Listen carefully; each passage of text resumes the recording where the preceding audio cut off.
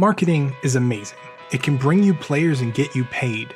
But if you do it wrong, you risk not only losing fans, but you could potentially upset them, or even worse, lose your window of opportunity. And that could leave your game in the abyss of the internet forever. And not to mention, it could leave you crying on the floor in the fetal position, shouting about how you're a failure. Or maybe that's just me. Anyway, before you get lost in marketing world, here are 5 things you should know before you start marketing your indie game. Number 1, people finding you is your responsibility. Now this may sound like common knowledge, but it's not, and let me explain what I mean here. When you first launch your game, you're like a sailboat in the middle of the ocean. No one knows that you're there, and no one even knows how to find you. They don't even know that they should find you, and it's your responsibility as a developer to let people know that you exist. Most developers think that, hey, once I release a game, everybody should come out of everywhere and play it, but that's not how it works. If you want people to find your game, there's only one option. Get out there and show them that it exists. Number 2, marketing is not the same thing as exposure. See, the mistake most game developers make is that they think that if they get featured on some online magazine that they've done marketing, or if they get someone to play their game on Twitch or YouTube, they've done marketing. But that's not what marketing is. Press and advertisements are forms of marketing, sure, but marketing is the big umbrella that all forms of sale-based promotion fall under. But marketing is not just promotion or exposure. It's focused exposure with the intention to monetize. It's important that you know that, because if you don't, you'll confuse marketing for exposure and just try and shout louder than everyone else. And that's not how you sell games. That's how you make an ass of yourself. Number 3, developers are not your target market. Whatever game you're making, there's a group of people out there that are passionate about that type of game. If you find that segment of people and market to them directly, you'll have much more success than if you promote to just anyone. The mistake that most developers make is that they assume that other game developers are their target market. A lot of developers play games, sure, but so do a lot of soccer moms. So do a lot of 3-year-olds. Very rarely those markets do overlap, but don't make the mistake in assuming that your peer group is your target market. It's highly unlikely.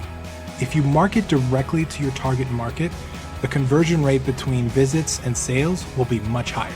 For example, if you're making an RPG, it's smarter to go on an RPG fan's website and promote your game there than it is to go in an indie game developer's Facebook group and promote your game to all the other developers. That just doesn't make sense. Number 4, selling is not evil. I remember what it was like to get that sleazy, dirty feeling when I was trying to sell something. I also remember what it was like to be terrified of a potential negative reaction from someone when they find out I was charging real money. This is something you have to get over. Selling is not evil. If you have trouble selling your projects, either 1, you know your projects are not good enough, or 2, your self-esteem is so low that you believe your projects are not as good as they are. Either way, you have to overcome this, and look at selling as a way to not only produce more of something you love when you get paid for it, but it's also a way to help others value your projects higher than they would have otherwise if they got it for free. You should never, ever, ever be afraid of selling something that you put your heart and soul into and you believe in. And finally, number 5, your marketing has a user experience. Whatever campaign you're trying, whatever methods, traffic sources, or social media accounts you're using, your marketing has a UX.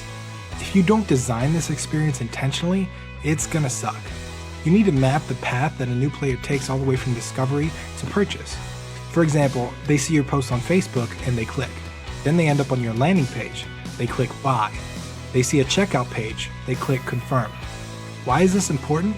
Because every step has the singular goal and focus of getting the person to the next step.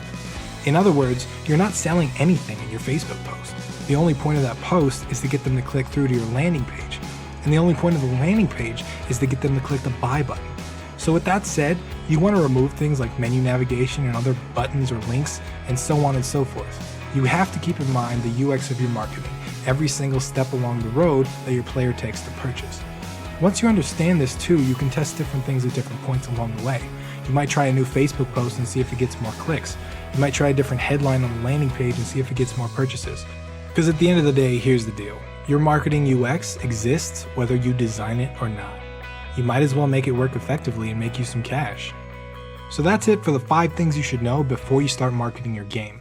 So now it's time to get off your ass and actually start marketing.